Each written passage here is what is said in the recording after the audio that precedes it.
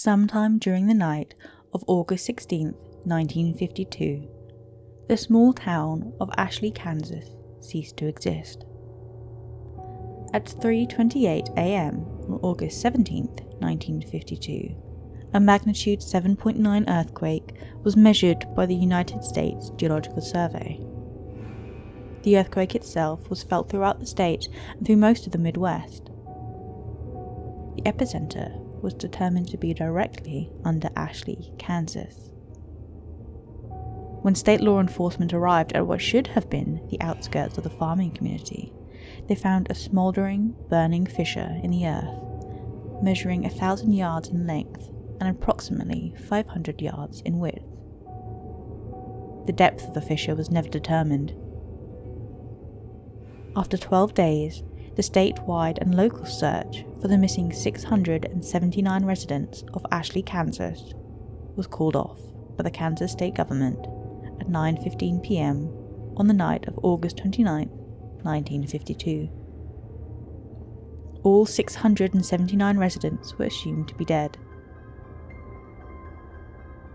At 2:27 a.m. on August 30th, 1952, a magnitude 7.5 earthquake was measured by the United States Geological Survey. The epicenter was situated under what used to be the location of Ashley, Kansas. When law enforcement again investigated at 5:32 a.m., they reported that the fissure in the earth had closed.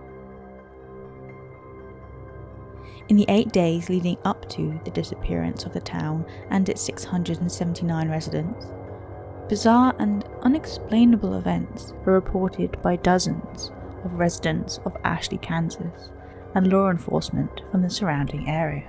On the evening of August 8, 1952, at 7:13 p.m., a resident by the name of Gabriel Jonathan reported a strange sight over the sky above Ashley. The town itself, having no official branch of law enforcement, called into the police station of the neighbouring town of Hayes. Gabriel reported what appeared to be a small black opening in the sky. Within the next 15 minutes, the Hayes police station became overwhelmed with dozens of phone calls all reporting the same phenomenon. The phenomenon was never reported by any neighbouring communities. A decision was made to send a trooper to Ashley to investigate the matter the following morning.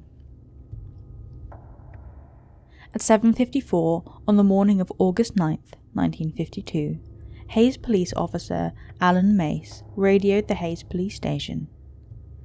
He reported that, despite following the one-way road leading to Ashley, that he had become lost. According to his report, the road continued along its normal path, but somehow ended up back in Hayes. Officer Mays went on to add that the road never curved or bent in any direction. At 9:15 a.m., 7 of the town's 10 police cars were sent to investigate the situation, and all members of the team came to the same conclusion. The only road leading into Ashley stopped leading into Ashley, but instead led back to Hayes. Phone calls continued to pour into the police station, all reporting that the black opening in the sky continued to grow in size. All callers were advised to remain inside and to not travel outside unless absolutely necessary. At 8:17 p.m, Mrs. Elaine Cantor reported that her neighbours, Mr. and Mrs. Milton, and their 2 children, Jeffrey and Brooke, were missing. According to Mrs. Cantor's phone call, the Miltons attempted to leave town in their family car earlier the evening. They never returned. Law enforcement officials from Hayes never reported the car or individuals coming up that one-way road. At 7:38 a.m. on the morning of August 10th, 1952, phone calls from Ashley into the Hayes police station reported that the town was in total darkness. The sun had never risen.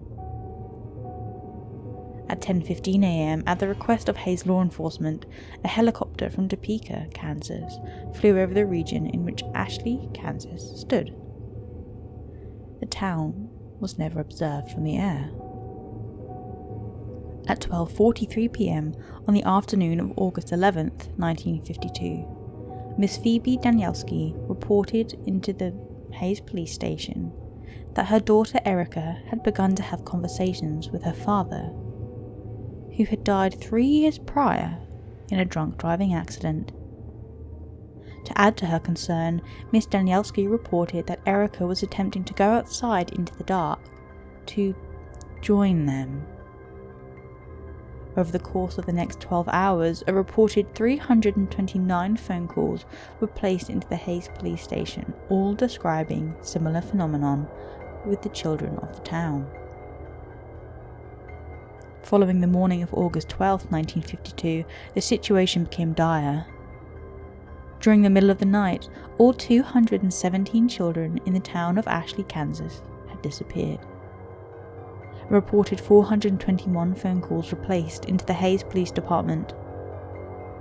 Unable to be of any useful assistance, Hayes law enforcement instructed all callers to remain inside and to avoid any and all attempts at finding the missing children.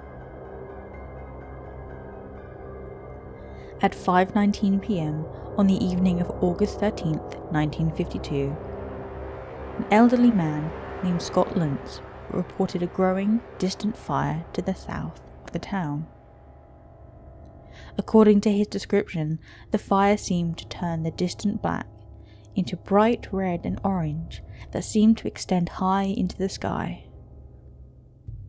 Throughout the rest of the day, calls continued in, stating that the fire, in addition to moving north, now seemed to come out of the black sky. No fire was ever witnessed by any of the neighbouring communities or law enforcement officials. The reports continued until 12:09 a.m. on the morning of August 14, 1952. The last phone call, placed by Mr. Benjamin Endicott, reported that the fire in the sky had grown so intense that it began to appear as daytime over the town. The call ended abruptly. From the phone call placed by Benjamin Sherman Endicott. Just hold on. Wait.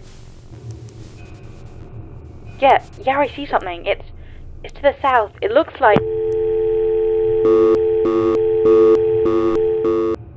The next phone call wouldn't be placed until the following evening. The following is the entire transcript of the final phone call to be received by the Hayes Police Department out of the town of Ashley, Kansas. It was placed at 9:46 p.m. on the evening of August 15th, 1952.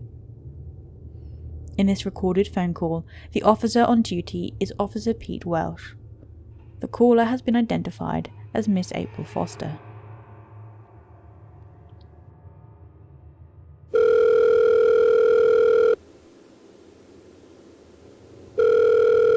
Hayes Police Department. Hello? Yes, hello? Ma'am, who am I speaking with? My name is April. April Foster. Please, sir, please help me. What's happening, ma'am? Last night they came back. Ma'am, I'm going to need you to... Last night they came back! Ma'am, I'm going to need you to calm down and speak clearly. What happened? Who came back? Everyone. Everyone?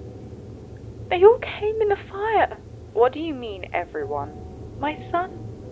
I saw my son last night. He was walking down the street. And he was burned. Jesus Christ, he was burned! Ma'am, he died last year. I've raised him since he was a baby. It was just him and me. I told him to watch the cars on the road when he went out with his bike, but he never wanted to listen. Ma'am, what you're saying isn't making any sense. You said everyone came back. Are you fucking listening to me? Everyone came back. Everyone who died or went missing, they're back and they're looking for us. He said, Mommy, I'm okay now. See, I can walk again. Where are you, Mummy? I want to see you. Ma'am, where are you now? Are you safe? I'm hiding, just like everyone else. We saw them coming to the fields, and some people would open their doors for them. Oh God, screaming. I don't know what happened to them, but their houses caught fire and they caved in. I have my curtains drawn. I'm hiding in the closet right now. Ma'am, is everything alright? Are you okay? Ma'am? Oh my God.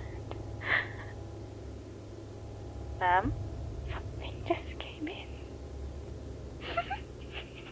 Ma'am, stay as quiet as you can. Do not make a sound. No. Okay, I'm sorry. Stay absolutely still. Do not leave. Mommy? Mommy, where are you hiding? Stay quiet. I found you, Mommy. Ma'am? Ma'am? The following morning, at 6:55 a.m., the law enforcement officials of Hays Police Department arrived at the location of Ashley, Kansas. A smouldering, burning fissure in the earth was all that remained.